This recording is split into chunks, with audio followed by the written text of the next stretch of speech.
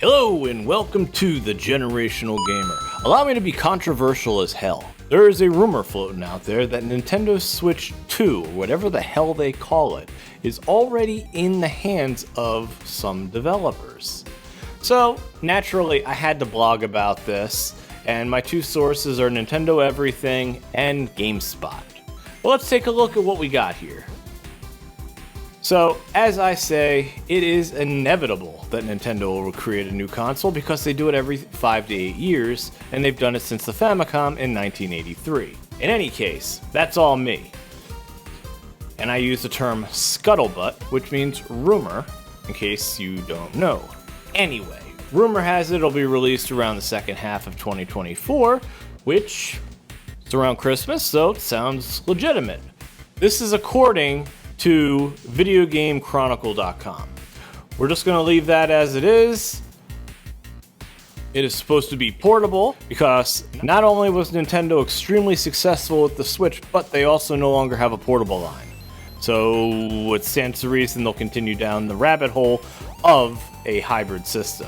Now, yeah, blah, blah, blah. There have, of course, been rumors time and time again. This I actually thought was funny. Nintendo confirmed that there will be a new console before the year 2100. I'll be dead. I'll be long dead. And this is what Doug Bowser actually said. Nintendo will inevitably release another console one day. While we don't know what it'll be just yet, Bowser said the aim for it will be to surprise and delight customers. How can we introduce new, unique ways of playing? You know what, stop right there. Nintendo, just make a damn console. It doesn't have to be new and unique. Yes, the Wii was cool, but motion controls get boring and annoying very fast. That is always in the front of our mind, said Bowser. And of course, just a little stat, yes, it did sell 125 million units and the third best-selling console of all time. Aha! My take. I do not particularly care for new consoles. I don't like buying them. I like playing them, I don't like buying them. The reason I don't like buying them is because I got other shit to spend my money on, and to me, as beautiful as the graphics are today, is it really worth the extra money? You know what I like my Xbox Series X and PS5 for? The lack of load time, or minimal load time. That being said, I've got other obligations. I've got kids, I got a wife, I got a house. You know, I want to be able to focus on the important things, not necessarily my latest toy. Because inevitably these things will fall out of favor, they will drop in price, which is when I normally buy them. The only reason I bought a PS5 was for the channel. And you know what, I barely used it for that, but I've had a hell of a good time playing PS4 games. The Series X was a different story altogether, also for the channel, but initially they were focused on backwards compatibility.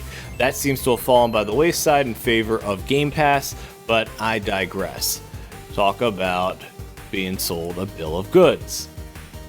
In any case, I would be perfectly happy to have the older consoles if all they're doing is changing the graphics. I know people need the eye-bleeding graphics today, and if a YouTuber says it's important, it has to be. Not me, of course, but a bigger YouTuber says it's important, everybody's going to jump on board, and that is the reason why so many YouTubers are considered mouthpieces for the companies.